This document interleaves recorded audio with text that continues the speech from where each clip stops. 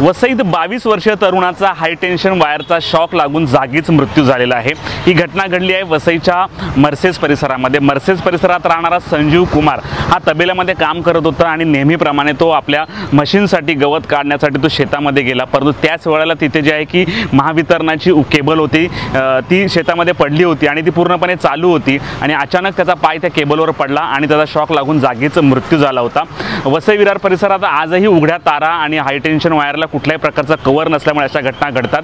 मागील 8 दिवसांपासून वसई विरार परिसरात मोठ्या प्रमाणावर वादळी वारे वाहतात आणि त्या वाऱ्यामुळे ज्या केबल्स आहेत या तोडून खाली पडतात आणि त्याचा करंट लागून अनेक लोकांचा जीव जातात। वसईच्या दिवाणमान परिसरामध्ये देखील 2 वर्षापूर्वी अशीच घटना घडली होती की उघड्या पाण्यामध्ये ही वायर पडून एका तरुणाचा मृत्यू झाला होता। महावितरणाचं करोडोचं बजेट आहे, परंतु असं असताना हे पैसे नेमके जातात कुठे हा प्रश्न आता उपस्थित झालेला आहे। त्यामुळे तुम्ही जर इकडे तिकडे फिरत असताना अशा हाय टेन्शनच्या वायर असतील त्या बघूनच रस्ता क्रॉस केला किंवा त्याच्यावर आपला पाय पडणार नाही याची काळजी घेतली पाहिजे।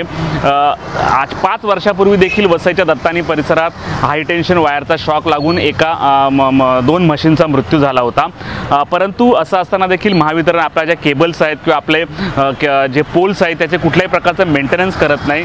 त्यामुळे ह्या संपूर्ण विषयावर इकडचे राजकारणी देखील गप्प आहेत। वर्षानुवर्ष वसई विरार परिसरात पाऊस गेला की लाईट जाते। अजून वसई विरारकरांनी किती वर्ष जे आहे की ज्या उघड्या तारा पाहायच्या, भूमिगत केबल्स किंवा भूमिगत जे आहेत की वायर्स कधी होणार याचीच वाट आता वसईकर पाहतात। नमस्कार, पहिलं प्रथम माझं नाव जेरी मचाडो, मी एक समाजसेवक आहे आणि मी बाजूतल्याच गावामध्ये राहतो जीवनवाडी मर्सेसमध्ये। आणि आजची जी घटना घडलेली आहे ही रानशेतवाडी भाटिंगी या गावाकडे दयामाता चर्च मर्सेस चर्चच्या बाजूला जे आहे वसई वेस्ट या ठिकाणी घडलेली आहे।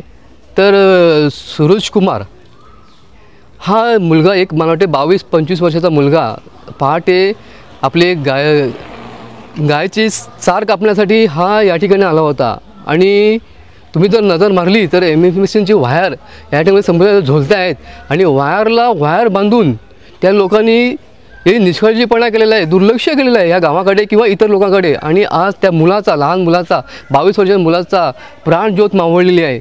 आणि खरोखरच या ठिकाणी जे सकाळपासून महानगरपालिकेला 3 तास झाले फोन करून सुद्धा या ठिकाणी कोणताच या ठिकाणी महानगरपालिका आपल्या एमएससीवाले या ठिकाणी उपस्थित नव्हता।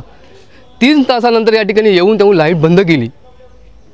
तर मला वाटते की या ठिकाणी जे काही अपघात झालेला आहे, मरण पावलेलं आहे, त्याचा काहीतरी त्यांना न्याय मिळावा आणि ज्यांनी जे केलेलं आहे त्याच्यावर कठोर कारवाई व्हावी, जेणेकरून ह्यापुढे पहा लोखंडी वायर बांधून हे असे काही कामं होतात का कधी।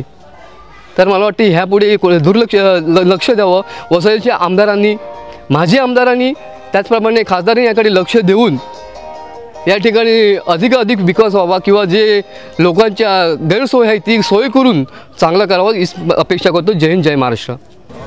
माझं नाव मार्गारेट परेरा, मी या रानशेत गावात राहते। पहिला प्रॉब्लेम म्हणजे आमच्या गावात भर वस्तीत हा जो ट्रान्सफॉर्मर बसवलेला आहे तो लावल्यापासून डिफेक्टिव्ह आहे।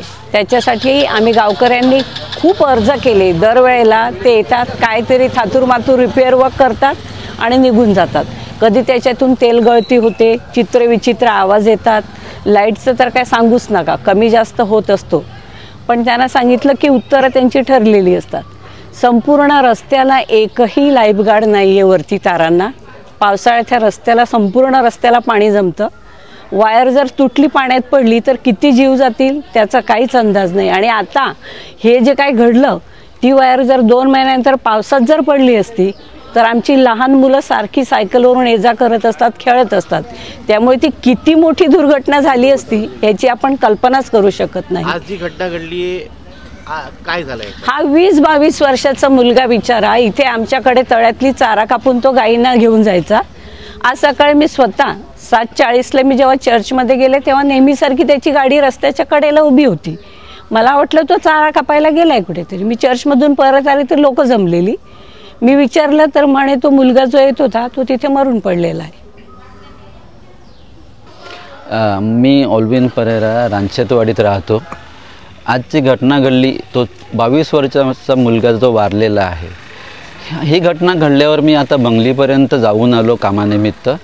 तर आपण कधी वर डोकावून बघत नाही, पण आज बघितल्यावर मला दिसलं की जवळजवळ 99 ठिकाणी हाय टेन्शन वायरला सुद्धा गार्ड नाही आहेत। जर तिकडे जर ती वायर पडली तर किती जीव जातील. आमच्या गावातील ट्रान्सफॉर्मर आहे, त्याची कंप्लेंट करून मी जवळजवळ 3-4 वर्ष झाली पाठपुरावा घेत आहे. आमच्या ट्रान्सफॉर्मरची सप्लाय आहे 260-270. त्यांना विचारल्यावर उत्तर येत आहेत की वरून हाय टेन्शन आहे. सोलारमुळे आम्हाला हाय व्होल्टेज ठेवावा लागतो. आणि आमच्या पूर्ण गावाने ऑनलाईन कंप्लेंट केलेल्या त्या सर्व कंप्लेंट राईट ऑफ करून टाकल्या, कोणतंही काम न करता. तर ह्याबद्दल वरिष्ठांनी, आमदारांनी किंवा आणखीन काही पुढाऱ्यांनी जर थोडासा इंटरेस्ट घेतला तर ही कामं होऊ शकतील आणि मेन म्हणजे लोकांचा जीव वाचू शकेल. आज जे जीव गेला यांच्या मागे कोणाच्या तुम्हाला वाटते? प्रश्नच नाही. MSCBच्या गलनात कारभारामुळे हा जीव गेलेला आहे.